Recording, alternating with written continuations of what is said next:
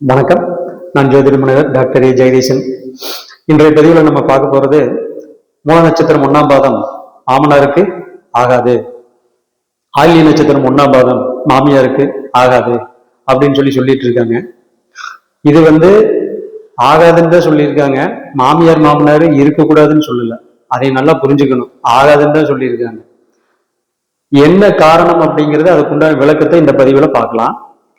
இந்த மூல நட்சத்திரம் அப்படிங்கிறது குருவனுடைய வீட்டுல இருக்கு, அதாவது தனுசு ராசியில இருக்கு. இந்த தனுசு ராசி அப்படிங்கிறது ராசி மண்டலத்துல 9வது ராசி. இந்த 9வது ராசிக்கு உண்டான தன்மைகள் என்னன்னு கேட்டீங்கன்னா, உபதேசம் பண்றது, எப்ப பார்த்தாலுமே அடுத்தவங்களுக்கு போதனைய பண்ணிட்டே இருக்கிறது, அதே மாதிரி டிசிப்ளின் சொல்லிட்டே இருக்கிறது, அறிவுரை சொல்லிட்டே இருக்கிறது. இதுதான் பாத்தீங்கன்னு சொன்னா இந்த குருவனுடைய காரகத்தன்மை. எனவே இந்த மூல நட்சத்திரம் தனுசு ராசியில குரு வீட்டுல இருக்கிறதுனால இந்த மூல நட்சத்திரத்தை பிறந்தவங்களுக்கு இயற்கையாகவே பாத்தீங்கன்னு சொன்னோம்னா அடுத்தவங்களுக்கு அட்வைஸ் பண்ணக்கூடிய தன்மை வந்துடும். அதே மாதிரி அடுத்தவங்களுக்கு பாத்தீங்கன்னு சொன்னோம்னா டிசிப்ளின் சொல்லி கொடுக்கக்கூடிய தன்மை வந்துடும். இயற்கையாகவே பாத்தீங்கன்னு சொன்னோம்னா இப்படி பண்ணுங்க அப்படி பண்ணுங்கன்னு சொல்லி போதனைய பண்ணிட்டே இருப்பாங்க. அடுத்தது இந்த மூல நட்சத்திரம் 1ஆம் பாதம் அப்படிங்கிறது மேஷ நவாம்சத்துல விழுகு. அதாவது செவ்வாயுடைய நவாம்சத்துல இந்த மூலம் 1ஆம் பாதம் விழுகு. பொதுவா இந்த செவ்வாய்க்குடைய தன்மைகள் என்னன்னு கேட்டீங்கன்னா, அடுத்தவங்களை அடக்கி ஆளக்கூடிய தன்மை கொண்டது, அடுத்தவங்களை தன் வழிக்கு கொண்டு வரக்கூடிய எண்ணம் கொண்டது.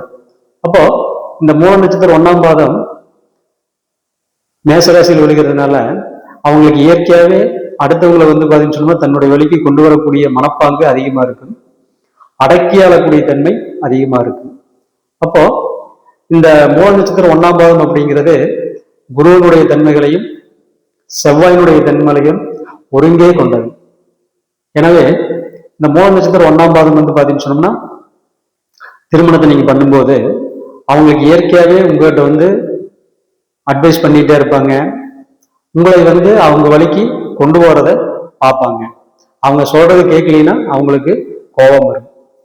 இதுதான் பாத்தீங்கன்னு சொன்னோம்னா இந்த மூல நட்சத்திரம் 1ஆம் பாதத்துக்கு உண்டான குணம்.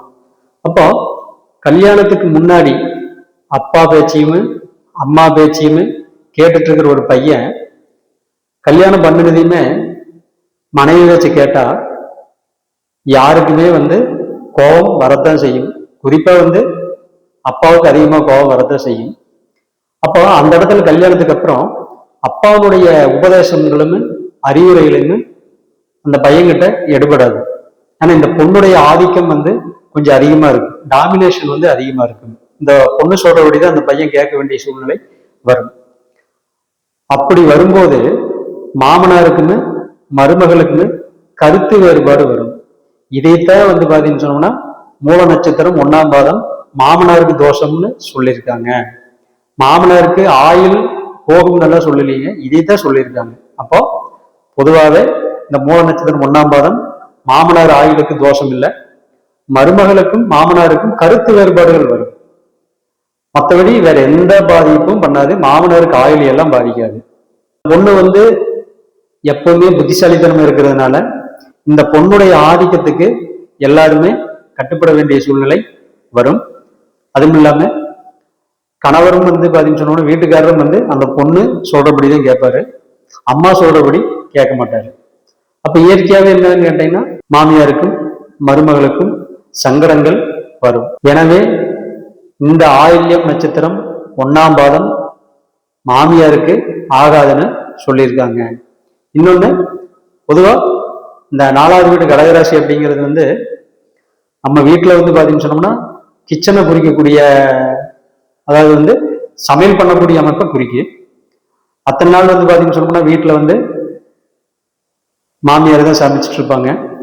பொண்ணு வந்ததையுமே பாத்தீங்கன்னு சொன்னோம்னா மருமகள் வந்ததையுமே அந்த மருமகள் பாத்தீங்கன்னு சொன்னோம்னா அடுப்படியில சமைக்கிறதுக்கு ஆரம்பிச்சாங்கன்னா மாமியாருக்கு உண்டான மரியாதை அங்க கிடைக்காது. அப்ப அந்த பொண்ணு பாத்தீங்கன்னு சொன்னோம்னா மற்றவங்ககிட்ட சமையல் பண்ணி நல்ல பேர் வாங்கிட்டு போயிடும். அப்ப இதனாலேயுமே மாமியாருக்கும் மருமகளுக்கும் சங்கடங்கள் வரும். அதாவது சங்கடங்கள்னு சொன்னா பகை வரும். இதைத்தான் ஆயில்யம் 1ஆம் பாதம் மாமியாருக்கு ஆகாதுன்னு சொல்லியிருக்காங்க.